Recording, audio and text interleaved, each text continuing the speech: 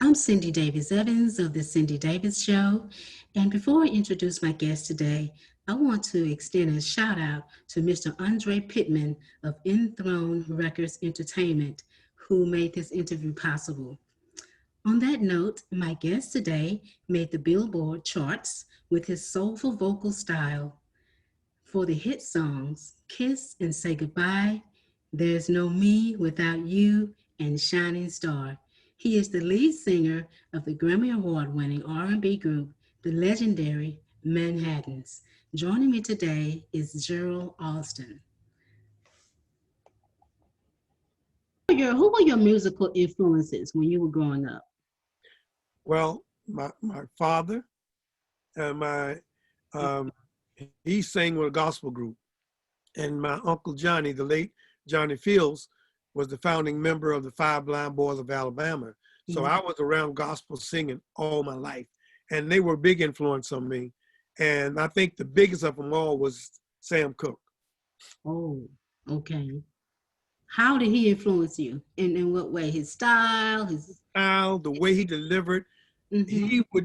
Sam Cooke was an artist that would sing so clear. His songs had such an understanding. He could deliver a song and give you good understanding. A kid could understand one of his songs. You Yeah. know, if I have to say it, use that example.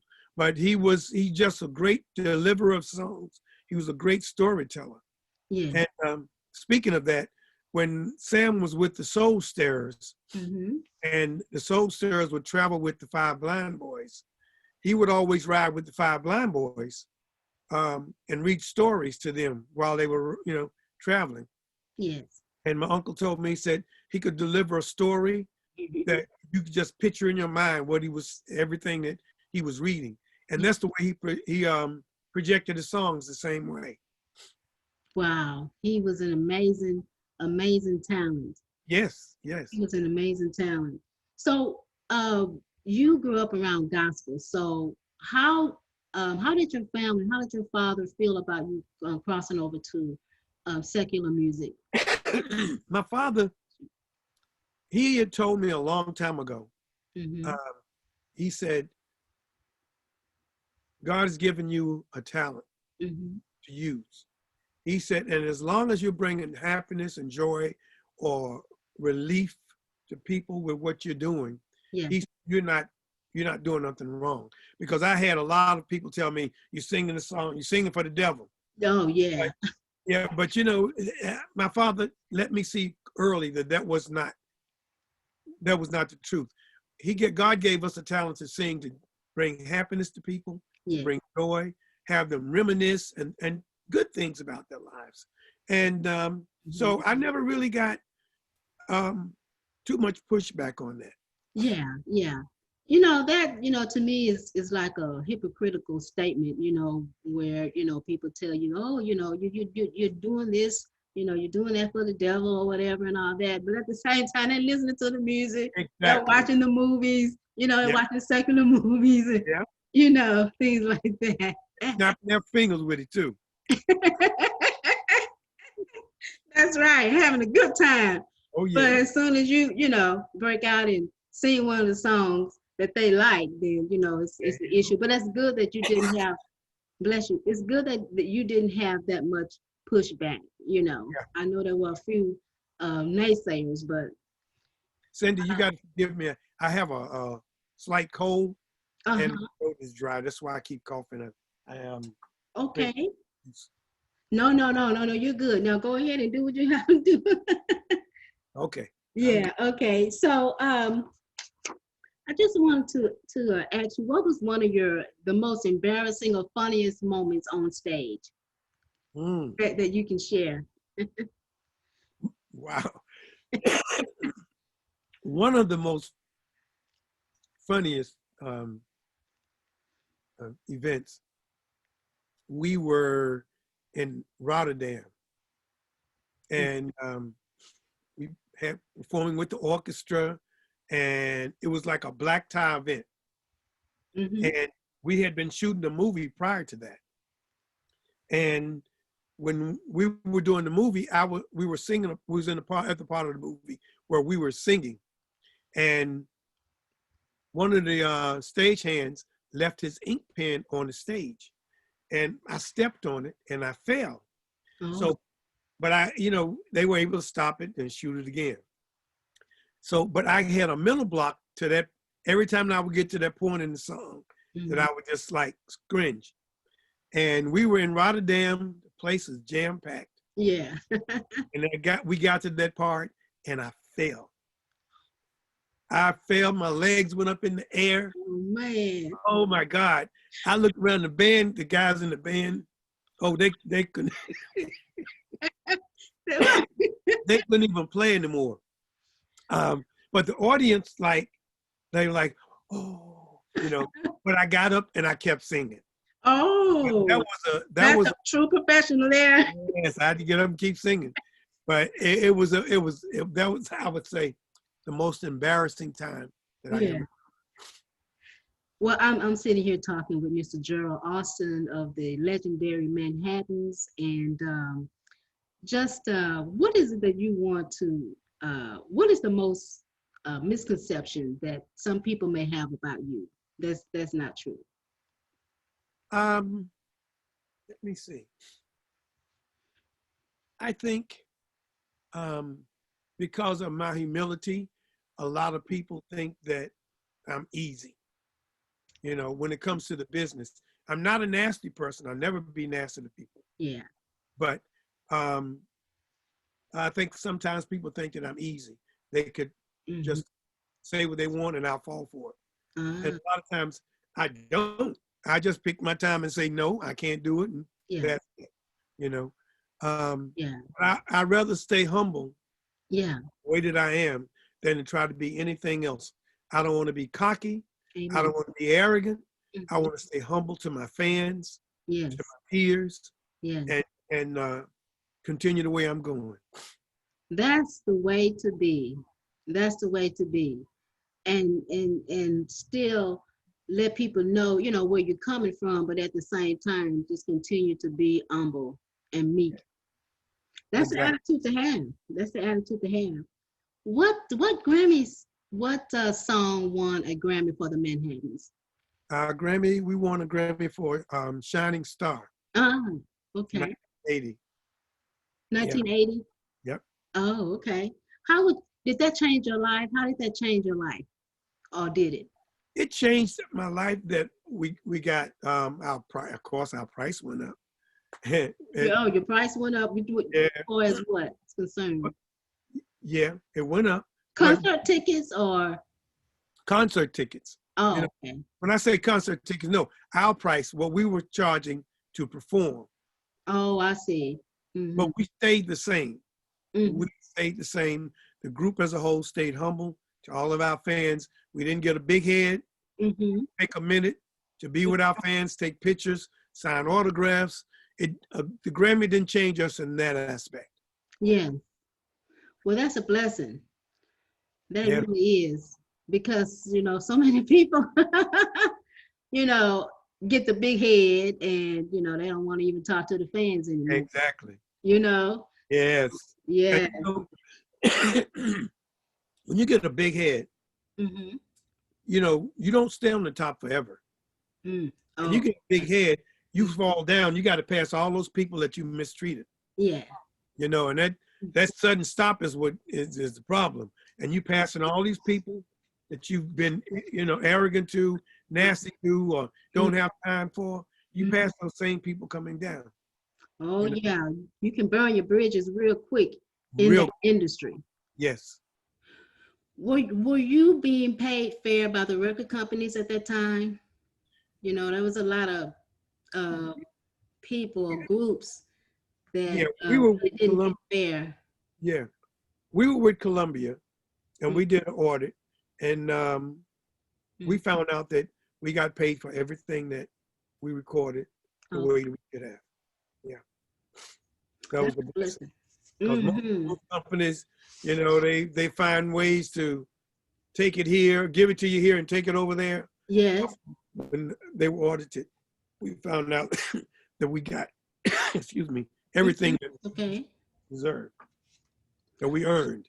Right. how do you feel about the music of today? Um, what are your thoughts about it? About rhythm and blues and the sounds of today? The sounds of the day, or it changes. Just like back in when I got in the group in the 70s, as soon as I joined the group, in came, it was the disco, you know, Mm. um, and we stayed the same. But music, the kind of music, the style of music changed every so many years, you know, and I don't, a lot of songs that I hear on the radio that considered R&B, I don't consider R&B. Oh, what do you consider that? I consider, what I consider R&B is songs that tell a story Ah, a person can relate to, um, and it's from the soul. You know, sometimes it's just a phrase repeated yeah. over and over again, but it's no real stories. Not all of it, not all the songs, but I listen to the radio station here in New York, in Mhm. New Jersey, and I hear the same 5 to 10 songs every 4 hours. Oh, yeah. That's all you hear. Why is And you know, hearing those songs, you know, it's the change of radio. You know, um, the style of music, radio has changed what they want to play. They have different people that's consulting the stations now. A Mhm. lot of times, the people that are consulting the stations are not people that were in the industry, in the music industry. They're people that were accountants. You know, they're counting the dollars. Oh, yeah. You know, so what happens in that case is that whatever they sell is whatever they play. You know, but I don't knock it. It is what it is. Yes. Yes. It is what it is. You said it. That's right. So let's just kind of piggyback a little bit. Do you remember the first time you appeared on Soul Train? What was that like? Oh my God, I got a picture in my office. We did Soul Train in 1973, Uh-huh. and we had we had, our record was "There's No Me Without You," Mm-hmm. and there's a picture of us, a beautiful picture of the five of us on stage. It was five then, Mm-hmm. and to this day, to this day, I still have that picture. And Wow. in fact, I did an interview with someone, and they had it in the background. Mm-hmm. Yeah, and Wow. but when a lot of people don't know, and I got to tell you this, we did Soul Train when it was in Chicago. Really? Yes, Was that your first appearance? that was our That first was your appearance, first but one. that Oh, was in okay. Chicago. Yeah, Because but I think but they moved to. they I'm sorry. moved Go to ahead. LA. Yeah, Mm-hmm. They moved to LA. Is that right? yeah. Oh, okay. Okay. It was just like, I think it was like a local TV show in Chicago, and Uh-huh. when they moved to LA, it blossomed. Mm-hmm. Yeah.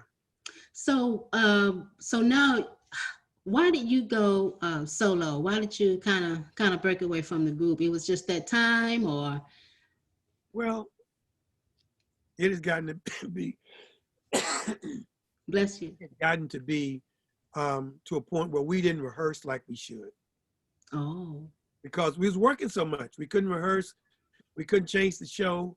And when we did rehearse, it was just repeating the things that we were doing.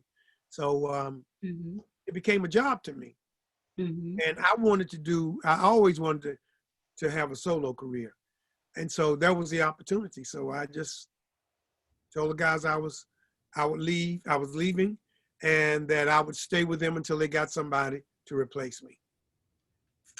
What was your first single? First Solo single was solo single. uh, Was that solo your first single, solo single? yeah, Mm-hmm. was "Take Me Where You Want To." That Mm-hmm. was the debut album, and Mm-hmm. did very well, very well. So what song did you do with Regina Bell? Wow, we did with the Manhattans. We did a song, "Where Do We Go Wrong," Mm-hmm. written by the late Bobby Womack, Oh, yeah, Bobby Womack. Yeah. and I can't think of Sasha's last name. So, one of his singers wrote it, and he Mm-hmm. produced it. Mm-hmm. Who wrote the song Kiss and Say Goodbye?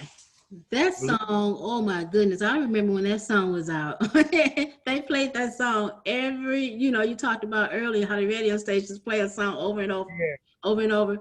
That song was like, it was everywhere. A beautiful song. It was a relatable song, and it just like blew up. I'm surprised it didn't get a Grammy, but Yeah. We yeah, got beat out by Debbie Boone. it was written by Debbie Boone. No, we got beaten out for Oh, the, but you were nominated for that song. and we got Oh, I see. and but at any rate, we Blue wrote it. Let's just kiss and say goodbye. Uh-huh. And what made that song so big for us because of the story, because everybody seemed to have been able to relate to that. And that's a perfect example about the songs today. People today, as Troy used to say, one of my singers, Troy says that today we hear tunes that are considered R&B. Mm-hmm. But back in the day when we were writing and we were putting albums together, there were songs. Those are songs that told a story that people could identify with, can relate to it, and or you may have known somebody going through it. Yeah. You may have gone through it yourself, Yeah. or whatever. And Yeah. people just was able to relate to Kiss and Say Goodbye all over the world.